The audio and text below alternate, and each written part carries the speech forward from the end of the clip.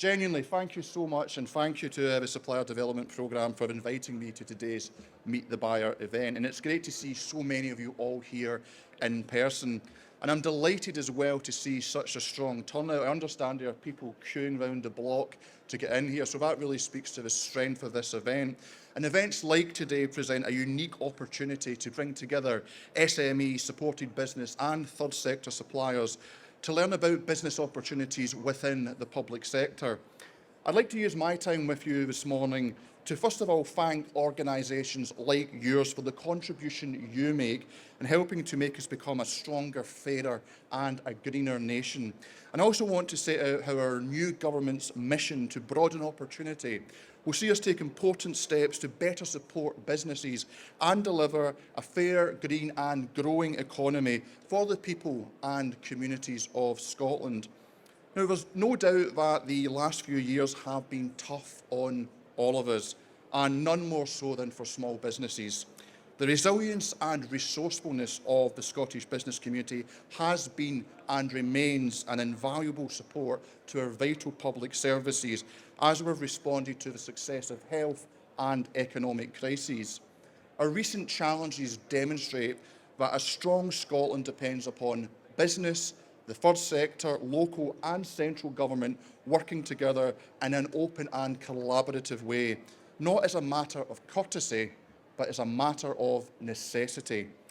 Yet we must be candid about the scale of the challenge we face. Brexit, the COVID pandemic, the war in Ukraine are placing extreme inflationary pressure on households, business cost bases and the public finances alike. We're seeing inflation on goods and energy levels reach levels that we've not been at since the early 1980s, and interest rates have risen to their highest levels since 2009. A recent report into the impact of the cost of living crisis in Scotland found that input prices for energy, materials and labour are around 20% higher than in 2021.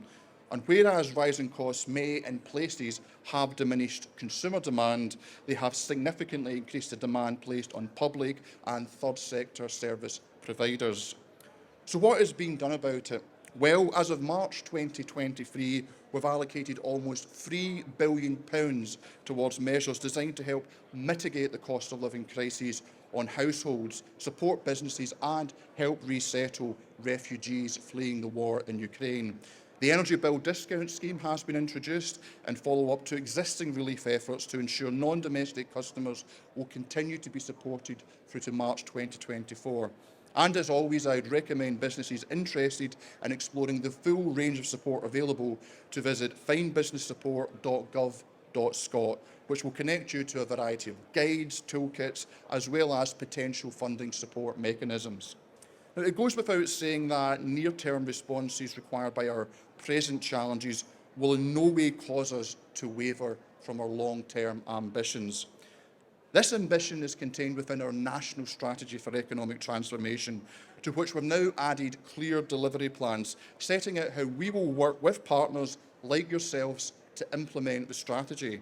This ambitious 10-year programme will create a well-being economy aligned to our climate targets, all while ensuring we generate new, well-paid jobs to maximise the benefits of the just transition. It will operate alongside our national infrastructure mission, which will see us commit over £33 billion of Scottish Government investment between 2021-22 and 2025-26, supporting 45,000 jobs in construction and supply chains. On top of this, recent publications like the First Minister's new policy prospectus sets out plans to agree a new deal for Scottish business, as well as pursue economic growth which broadens opportunity, promotes a skilled workforce and streamlines the transition to a well-being economy. In order to realise these ambitions, collaboration with businesses and organisations like yours sits at the foundations of success, recognising that each of you have unique insights into the actions with the greatest potential to make positive change in your community. I say this in view of the enormous contribution the diverse network of local businesses, social enterprise, community interest companies and cooperatives like yours makes to our economy and our communities. And of course, businesses like these sit at the heart of public procurement. So I'm delighted to see there's already a strong track record of SMEs like these winning public contracts. In fact, our latest annual report on procurement activity for 2020-21 showed that in a market which generated £12.5 billion of economic activity and 120,000 full-time equivalent jobs, 76% of suppliers winning public sector contracts were SMEs, and 59% were SMEs based here in Scotland.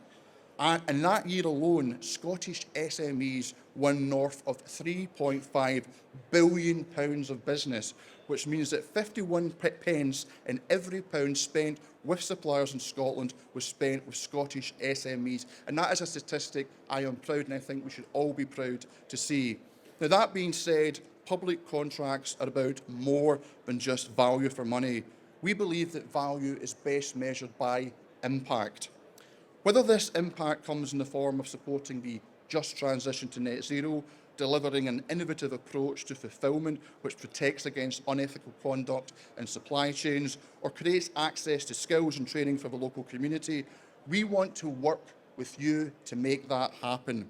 This is reflected in our approach to regional economic partnerships, like those underway in Ayrshire, Glasgow, Forth Valley, the North East and the South of Scotland, where the development of local employee-owned and cooperative businesses takes centre stage. And it's a key driver behind our commitment to formally embed Scotland's approach to community wealth building in legislation.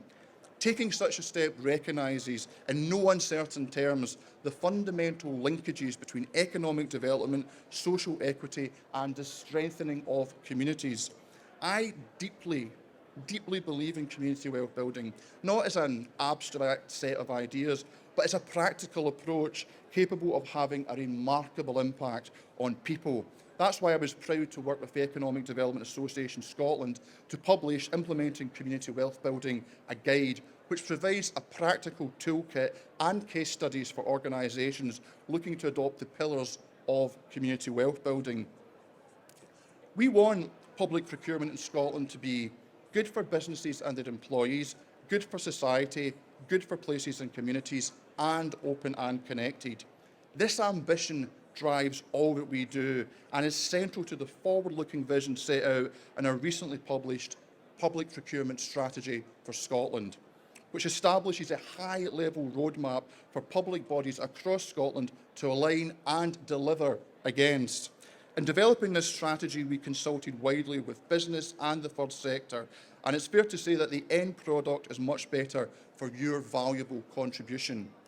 We enable delivery through our progressive procurement legislation, including our sustainable procurement duty, which requires public bodies to consider how their procurement activity benefits communities, promotes sustainability, facilitates innovation, or increases access to public contracts for SMEs and the third sector.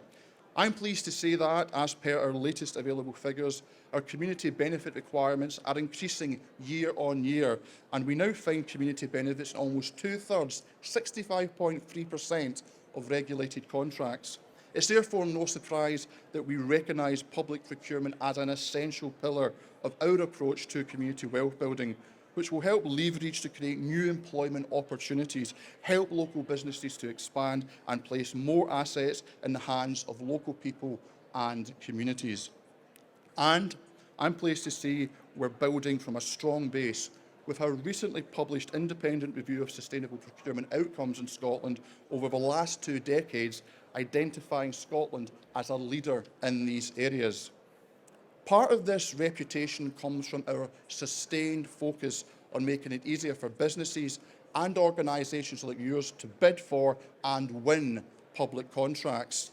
This is reflected in our use of dynamic purchasing systems, our redevelopment of a dedicated supplier journey suite of resources, and our provision of a confidential and impartial single point of inquiry service to assist business in addressing any concerns about a given procurement exercise.